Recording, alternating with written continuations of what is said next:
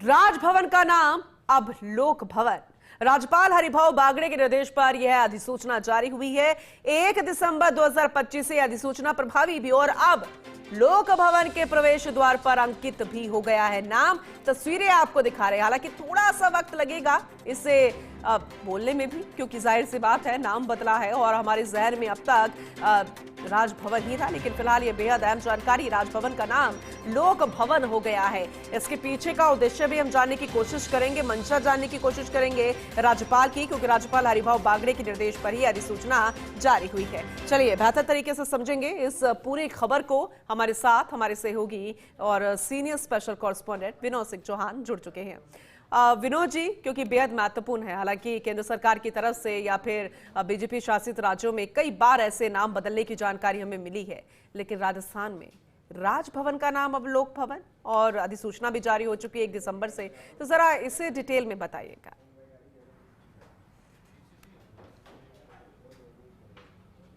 बिल्कुल पूनम जी, अब राजस्थान भी उन राज्यों में शामिल हो गया है जहां पर राजभवन का नाम बदला गया है।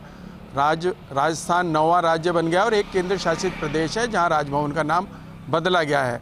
1 तारीख से अधिसूचना प्रभावी हो गई है और राज्यपाल हरिभाऊ बागड़े की पहल थी कि अब राजभवन नहीं लोक भवन लिखा जाएगा और वही हुआ है। देखें, कैमरामैन तीरथ आपको तस्वीरें भी दिखा रहे हैं और इसके पीछे बड़ा उद्देश्य यही है कि राज्यपाल हरिभाऊ बागड़े ने साफ तौर पर यह भी कहा कि औपनिवेशिक मानसिकता से लोकतांत्रिक भारतीय संस्कृति और आगे बढ़ने की दिशा में लोक भवन का नामकरण बहुत जरूरी है, क्योंकि उन्होंने यही कहा था कि भारत विश्व का सबसे बड़ा लोकतांत्रिक राष्ट्र है।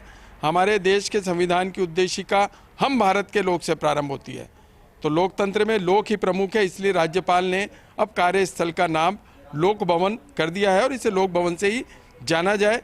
राज्यपाल ने यह भी कहा था कि लोक भवन केवल नामकरण नहीं बल्कि लोगों की भावनाओं और लोक आकांक्षाओं का प्रतीक है।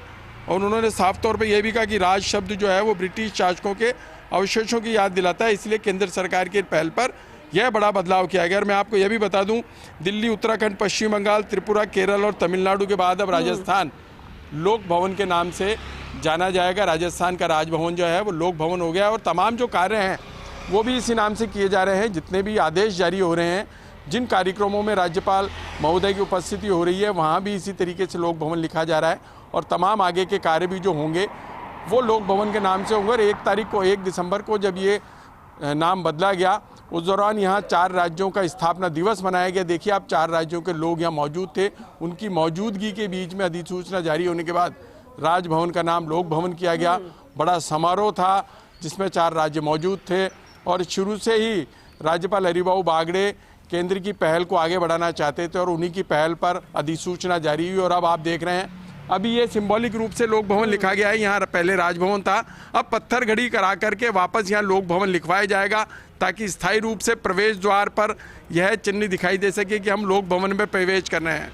क्योंकि सारे तमाम काम अब लोक भवन के नाम से हो रहे हैं, तो यहाँ भी पत्थर घड़ी कराकर लोक भवन लिखवाया जाएगा। कल रात को यहाँ सिंबॉलिक रूप से लोक भवन लिखा गया है, ताकि लोगों को ताकीद रहे वो अब राजभवन में नहीं लोक भवन में जा रहे हैं, यानी लोकतांत्रिक भवन। लोक की अभिभावना को लेकर के राज्यपाल हरिभाऊ बागड़े ने इस नाम को बदला है। 9वां राज्य हो गया है राजस्थान। 8 राज्यों में पहले ही राजभवन का नाम बदला जा चुका है, केंद्र शासित प्रदेश में बदला जा चुका है, तो राजस्थान में भी अब राजभवन नहीं लोक भवन के नाम से सारे काम होंगे और लोक भवन के नाम से ही यह इलाका पहचाना जाएगा, यानी पहचान राजभवन नहीं अब लोक भवन होगी। बिल्कुल आपने सही कहा, आगे भी जानकारी हम लेते रहेंगे क्योंकि मंशा बेहद खास है और ऐसे में अब 9वां राज्य भी बन गया राजस्थान, इसे चेंज करने वाला। बहुत शुक्रिया विस्तृत रूप से यह जानकारी देने के लिए, तस्वीरें दिखाने के लिए।